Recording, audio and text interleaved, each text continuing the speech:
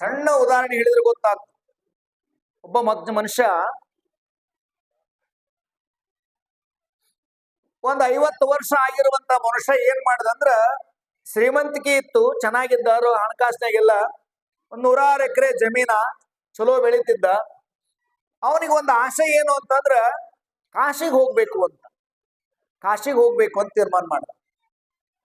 ಕಾಶಿಗೆ ಹೋಗ್ಬೇಕಂತ ತೀರ್ಮಾನ ಮಾಡ್ದ. ವಾರ್ಗಿ ಗೆಳೆಯರಾಗಿರುವಂತವ್ರಿಗೆಲ್ಲ ಇದ್ದವ್ರನ್ನ ಕೇಳ್ದ, ಕಾಶಿಗೆ ಹೊಂಟಿನೋ ಬರ್ತೀರೇನೋ, ಕಾಶಿಗೆ ಹೊಂಟಿರೇನೋ ಬರ್ತೀರೇನೋ ಅಂತ ಕೇಳ್ದ.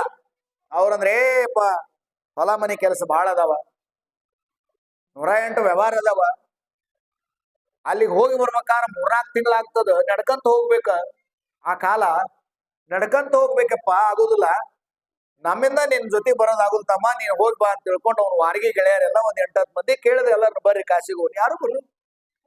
ಅವನ್ ಸಂಕಲ್ಪ ಇತ್ತು, ನಾ ಕಾಶಿ ವಿಶ್ವನಾಥನ ದರ್ಶನ ಮಾಡ್ಕೊಂಡು ಬರ್ಬೇಕು ಅಂತ.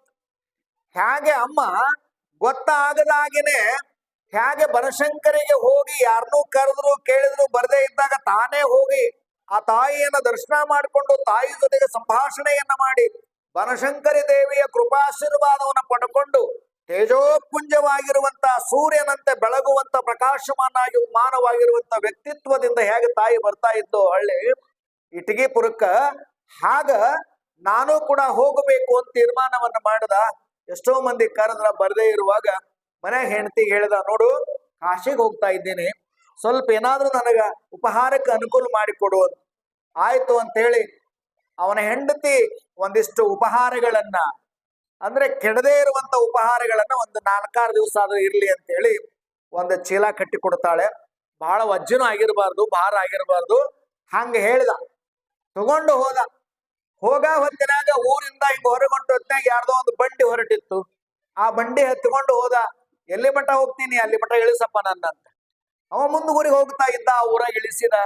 ಮತ್ತ ಅಲ್ಲಿಂದ ಮುಂದೆ ನಡ್ಕಂತ ಹೋದ. ಮತ್ತೆ ಯಾರ್ದೋ ಬಂಡಿ ಹೋಗ್ತಿತ್ತು, ಮತ್ತೆ ಅದ್ರಾಗ ಹತ್ಕೊಂಡು ಹೋದ. ಯಾರ್ದೋ ಎತ್ತು ಹೋಗ್ತಿದ್ದು, ಯಾರೋ ಕುದುರೆ ಹೋಗ್ತಿದ್ದು, ಹತ್ಕೊಂಡ ಎಲ್ಲೆಲ್ಲಿ ಅನುಕೂಲ ಇತ್ತು ಬಳಸ್ಕೊಂಡ, ಅನುಕೂಲ ಇರ್ಲಾರ್ದಲ್ಲೇ ನಡ್ಕೋತ ಹಿಂಗ್ ಹೊರಟ.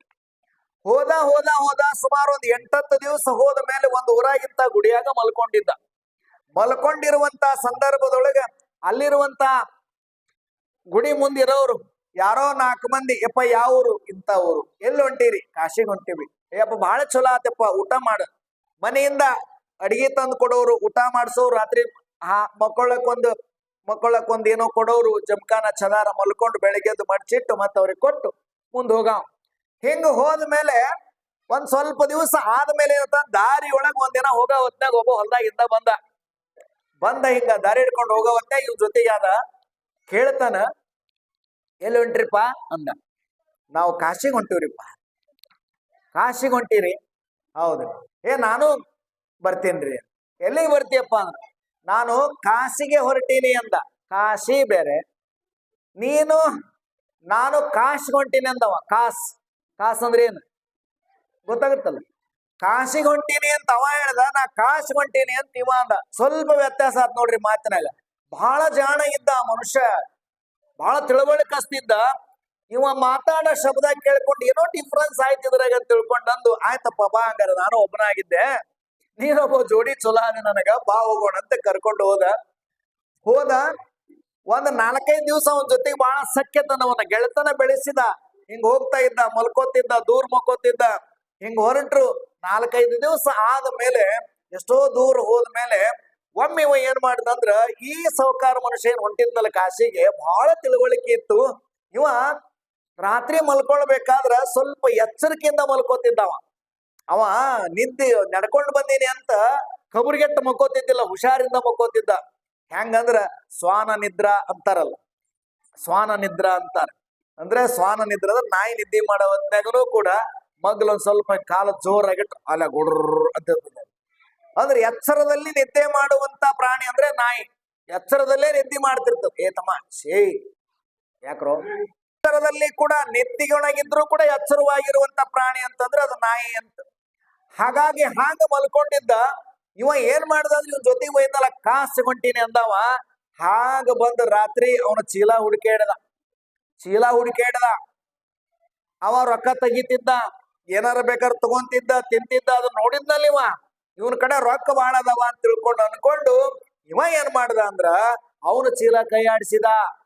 ಆದ್ರ ಅವನು ಚೀಲದಾಗ ಒಂದ್ 2 ಜೊತೆ ಬಟ್ಟೆ ಬಿಟ್ಟು ಸ್ವಲ್ಪ ಏನೋ ಕರ್ಚಿಕಾಯಿ ಉಂಡಿ ಅಂತ ಬಿಟ್ರಿ ಏನೂ ಇದ್ದಿದ್ದಿಲ್ಲ ಅದ್ರೊಳಗ.